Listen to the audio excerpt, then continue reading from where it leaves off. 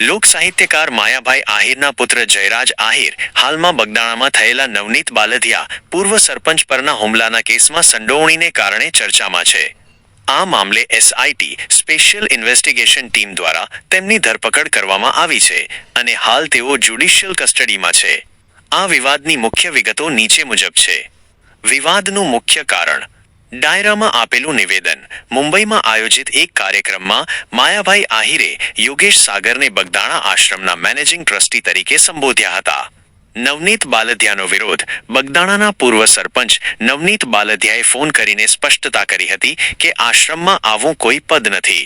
આ બાબતે માયાભાઈએ ભૂલ સ્વીકારીને માફી માંગતો એક વિડીયો પણ જાહેર કર્યો હતો. ષડયંત્રનો આક્ષેપ. નવનીત બાલધિયાનો આક્ષેપ છે કે માયાભાઈએ માફી માંગી તે તેમના પુત્ર જયરાજ આહિરને પસંદ નહોતું આવ્યું.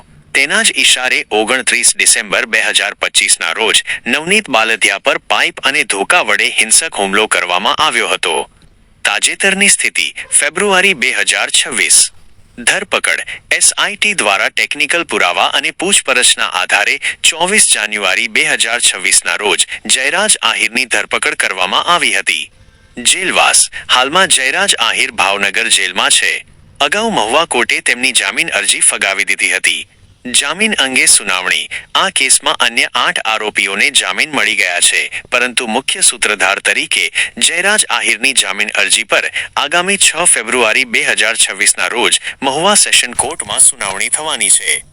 આ ઘટનાને લીધે ભાવનગર અને આસપાસના વિસ્તારોના કોળી સમાજમાં ભારે રોષ જોવા મળ્યો હતો.